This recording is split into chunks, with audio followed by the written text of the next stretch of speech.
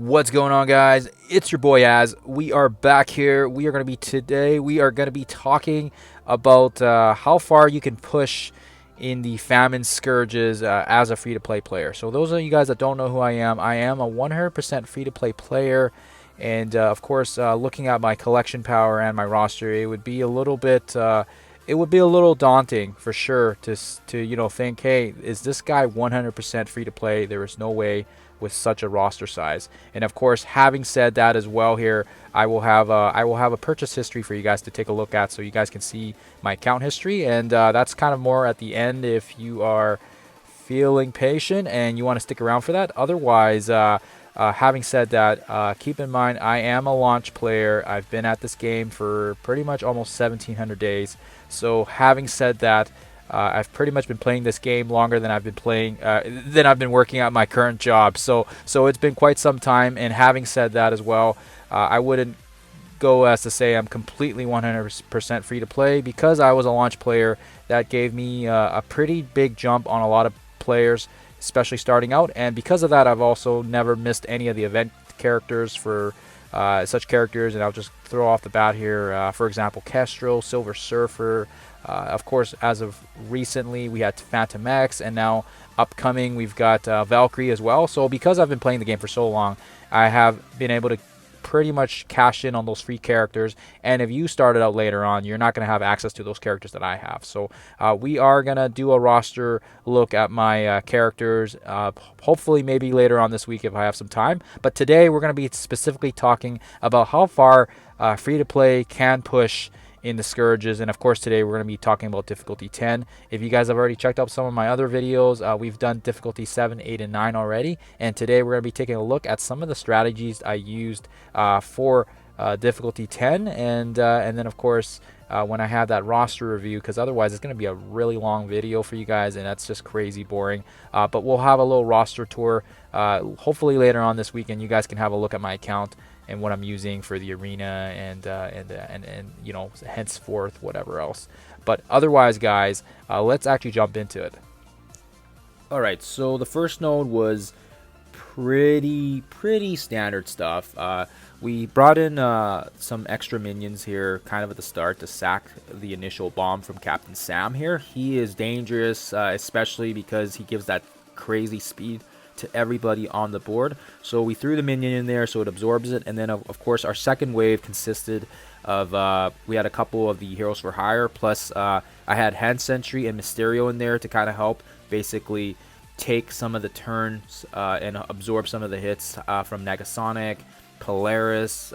Captain Sam would waste his special as well, giving energy. And basically the whole point of this wave is just to take as much ults as you can, because now that Sam used his buff, the secondary wave would waste his special, as well as some other crazy abilities from everybody else.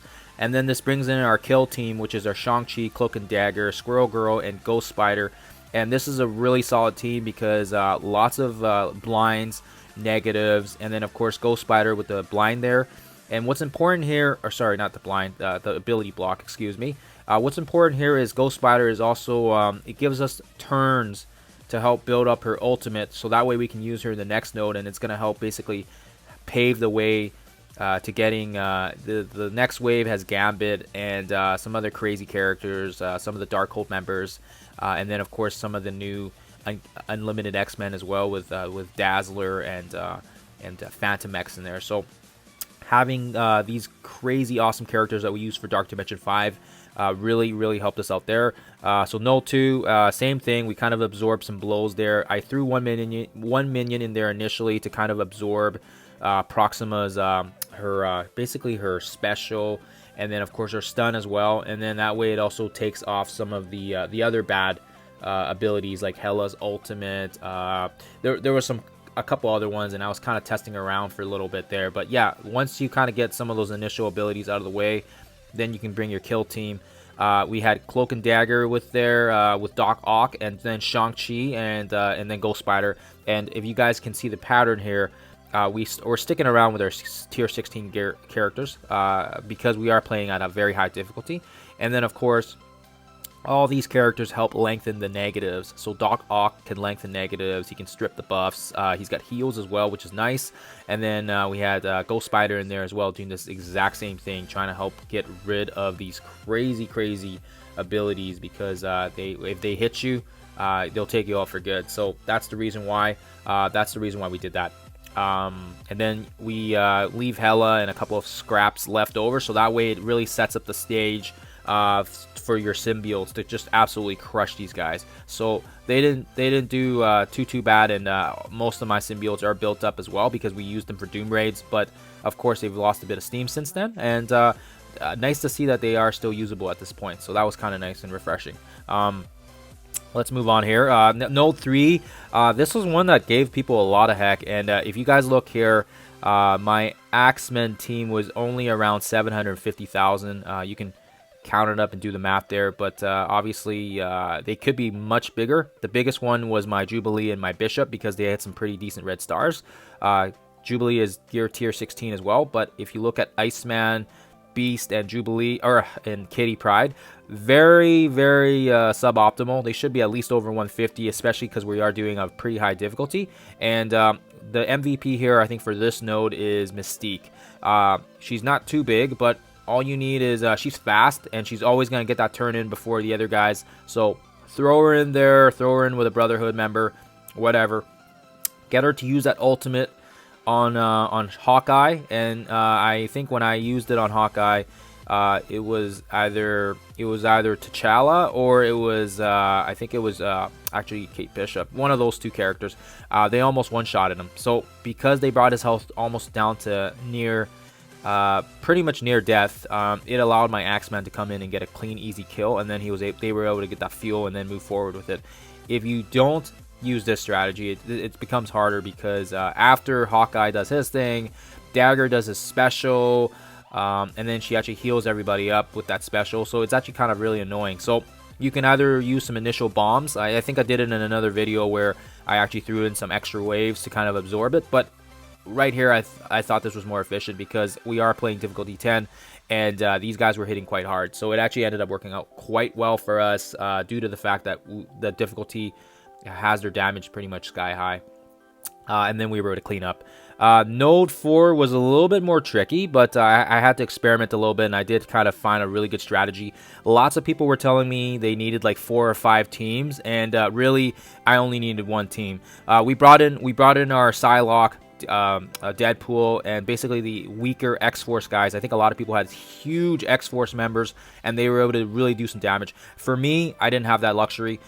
Being free to play puts you in a bit of a more selective leveling strategy, and you can't really level everybody up. But for me, I threw in this wave, and I was able to absorb some pretty nasty ultimates, especially from T'Challa and from Star-Lord, and then there's Kate Bishop on this node as well. So it was a pretty nasty lineup, and it was very tough. I think it was absolutely crazy how I got through it. I think I'm getting this one mixed up here. I'm just trying to remember. No, it was sorry, I'm getting mixed up here.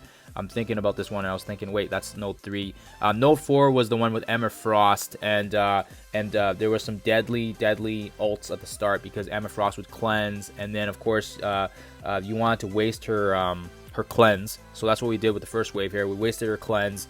And then, of course, Silver Samurai and Madeline Pryor, they had some crazy ultimates as well. So pretty scary, pretty nasty stuff. Sabretooth and Graviton would do their stuff as well. So pretty nasty. The second attack was important because we brought in the Brotherhood that we saved up. And what ends up happening here is Magneto will go first. He's going to use that blind, and he's going to make everybody miss their attacks. So Silver Samurai, Sabretooth, everybody. It doesn't matter what the resistance is. It could be a million. Magneto's blind will always land, because that's who he is, and that's going to absorb a lot of the attacks and allow you to actually waste Emma Frost's ultimate as well. Once you get that underway, you can bring in your kill team, which is actually, I kind of experimented with a few teams, and this is the best one that I found, and I can't take credit for it, because I actually saw that somebody actually used a variant of this one. They used I think it was they had Emma Frost instead of Bishop or something, and I kind of messed around with that team, and it wasn't working so well. And then I actually threw in Bishop, and it seemed to solidify the team quite well. So I don't know who did it. I forget where I read it off from, but it was from Reddit. Anyways, so Rogue, we had her leveled up already. She's going to be able to absorb a lot of this crazy ult. She's going to be able to stun and ability block, and that's what we did. We go in here, we ability block and stun Emma Frost, and then we basically get everybody else controlled.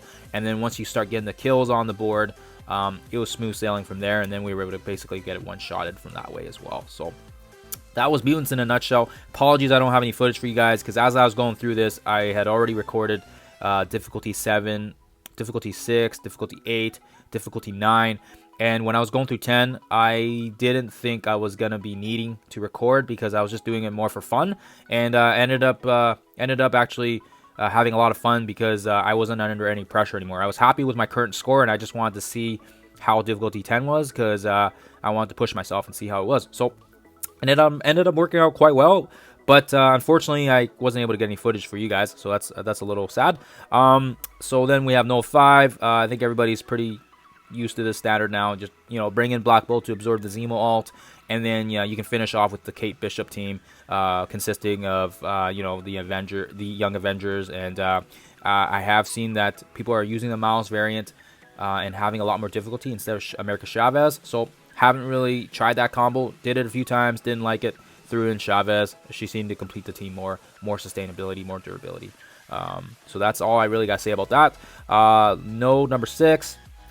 Very easy, because we had Dormammu. I could not do it without him. Unfortunately, for this difficulty, I had to use him, and we ended up using our arena kill team, which is awesome. We crushed it. Don't really think I need to say anything else other than that. Same thing with Note 7. I had to bring in Doom, because I found that Emma Frost, she was already too low, and she was just getting nuked at the start, so I couldn't do anything about it. So I brought in Doom. He gave 3 turns to Morgan Le Fay. It was an easy cleanup. It was absolutely easy finish. I think these are by far the easiest nodes in the entire section here, because we have Dormammu unlocked. Villains was so easy. Cosmic Mystic, very straightforward as well here, because we have Dormammu. Don't really know if I need to talk too much about it, other than the fact that we threw in our sack waves, absorbed some ultimates. I think it was from Killmonger and whoever else, and then Dormammu basically laid his ultimate down, and then Icarus bomb and Xerxes, and it was over. It was it was, I think on this team specifically, you were up against a lot of the A-Force members, Captain Marvel, Nico, and then of course Spider-Woman and some other ones as well, and JJ. But yeah, was very straightforward, because we had Dormammu. And then last but not least, very easy as well, we had Hela. We had some Asgardians initially to absorb the blows from wasting Shuri's ultimate. Killmonger would do his ult, and then we get some other stuff going on as well. And then after that, Dormammu and the company came in and cleaned this up for us, and that was all that. That was all that was left over. So that was pretty straightforward. I think the hardest part about these nodes were the initial ones. I think 1 and 2 were straightforward. I gotta say, I think 3 and 4, the mutants, was probably the hardest. And then probably No 5 would be the next hardest, because No 5 is very dependent on the luck, and if everybody lives, and you want to get your cooldowns up as well. And then of course, once you make it to the last node, which is Node 10, then hopefully you have a couple of sack waves that you can go in here. And of course, as well as us, we have our team, which is really high, because we spent so much time and money on it. And then of course, we have our A-Force members, which is pretty subpar compared to the Young Avengers. But difficulty 10, yeah, it was like I said, that's the run of it. That's my aftermath video of it. That way you guys can kind of see what I ran for Node 10, or excuse me, difficulty 10. Otherwise, once you complete it, you can't really see the teams anymore that you used, and it's good for especially if the Scourge ever comes back, and you guys can see that these teams did work.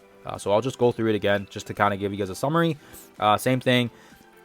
Node 1, Shang-Chi, Cloak and Dagger, Squirrel Girl with Ghost Spider helping to lengthen those negatives. And then, of course, we finished off with almost the same team, but with Dr. Ock in place of Squirrel Girl to keep her kind of healthy. And then Symbiotes for cleanup. And then, of course, for Mutants, we sacked. And then we brought in X-Men.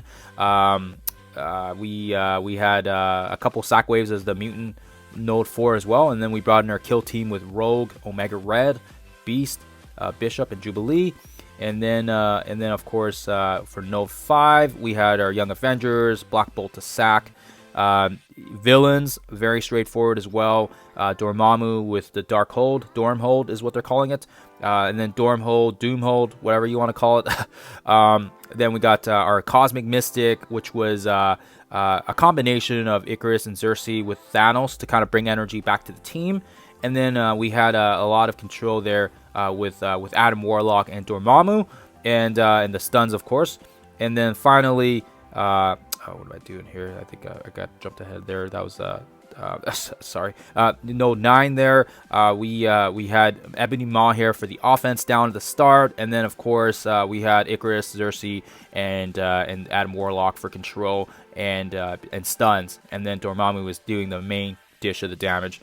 And then obviously you guys know the last node, being able to get it completed with either a Young Avengers or A-Force or your Inhuman teams, which is very unlikely. Their stats are so subpar, it's absolutely bonkers. But that's it. So having said all that, now we're jumping into the last node here for difficulty 10, and I did cut a chunk of this video out because there was a whole bunch of resets involved, and of course getting that perfect Icarus RNG where he gets blinded, and then of course Mighty Thor and Valkyrie also get stunned, or get blinded as well, and then that allowed us to take them out. And then of course bringing these last minions here, and of course I didn't use any of my Inhumans or A-Force. This was a one-shot even on difficulty 10. So if you guys have checked out my previous video, I think it was the one I just released a few days ago, it's pretty much identical to this one, other than the fact that the difficulty is one notch higher. And then kind of where the end here, as you guys can see here, just kind of getting down to the nitty-gritty details, and whoever isn't blinded, I was basically trying to gun down. And then of course, as you guys can see here, right at the end here, we've got X-23 Venom and Miss Marvel. And then very similar to my previous video, just focusing on who you can as squishies, but X-23 you want to make sure you can get rid of ASAP, and then of course leaving Venom and Miss Marvel last because they are quite slow. And of course next week or in a few days or whatever, whenever I get the time, apologies, I don't know, because sometimes my job it gets a little crazy, but when I get the time, I will submit a roster tour so you guys can see what characters I have loaded up for my account, and then that way you guys can get a gist as well as how, what my account looks like after 4 or 5 years, whatever it's been I've been playing. It's been a long time. As I already alluded to earlier, I've been playing this longer than I've been at my job. So anyways, so as you guys see here, we finish off Miss Marvel here, and then of course this is where it nets my my new high score. And of course you guys will see it here right on the screen. We get that 247,000 points, bringing our new total up to the 2.475. And this is probably one that everyone has, because I think everyone was trying to do this difficulty 9 and 10, and I know a lot of other content creators has as well. So as you guys see here, we do get in there.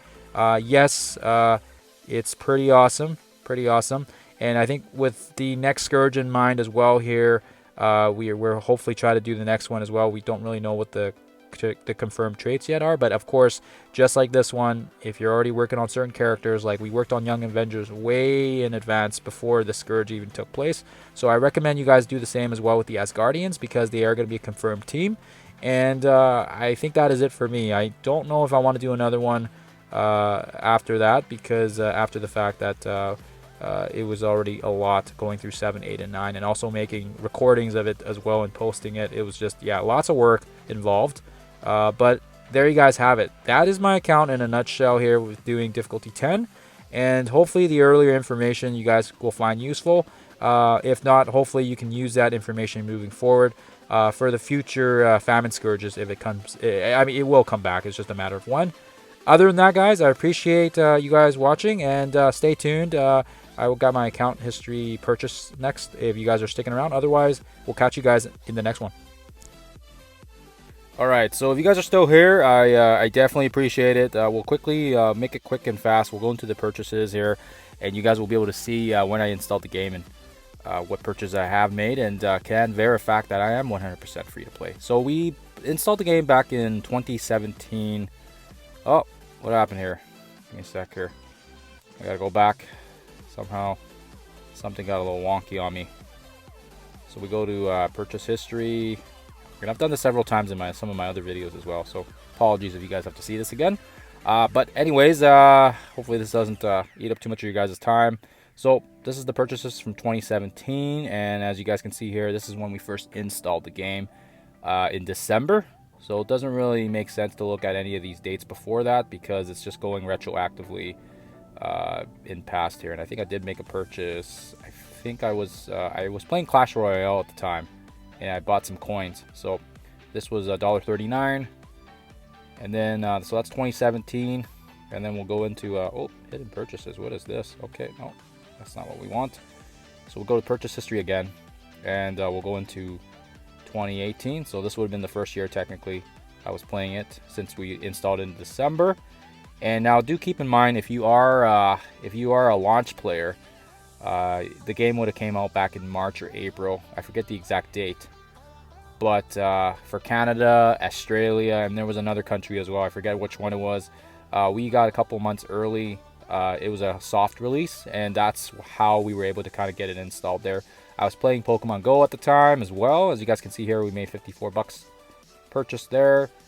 And I think that was pretty much it for the year of 2018. I'm not a big spender, but yeah, there was a deal going on, and I think that time they had some crazy event for hatching eggs or something like that, and getting that extra purchase and really helped kind of complete my Pokedex. So anyways, so 2019, we'll have a look here. I don't know if I'm going to go through every year, but yeah, we'll go down to the bottom here, January 1st. And I don't remember if I bought anything this year, but as you guys can see here, pretty much straight zeros, not really anything purchases. We did go to Hawaii, so we bought this Maui pack for the Road to Hana. This is a really great app, actually. For under $10, it was a great little tour book that you could get there, so that was kind of nice. And I think other than that, oh yeah, never mind. I got 200 gigs of iCloud storage there for a month. I ran out of space, and I think that was it. I think that was it for the year 2019. And then I think for the rest of 2020 and 2021, I don't know if I made any purchases. That was when COVID was going on, so it didn't really do too much. But we'll just scroll down here so you guys can see straight zeros, nothing, no app purchases.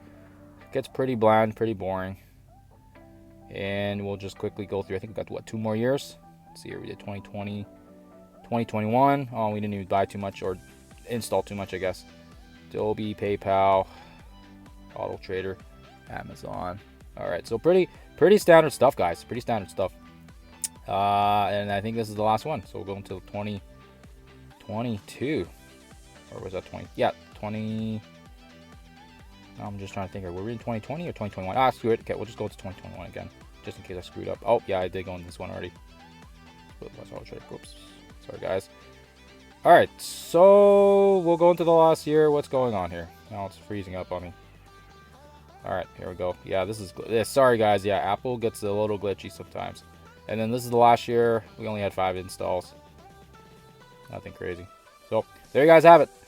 Installed the game in 2017, and I did have a few purchases on other stuff, but not in Marvel Strike Force. Whoops, not in Marvel Strike Force. Kept my sub 100% free to play. I was playing it very casually, and I just never found the need to spend it because I was already always ahead of the pack. But here you guys have it. There, December 18th was when I installed it, and then from that point on, it's been a roller coaster, ups and downs for sure.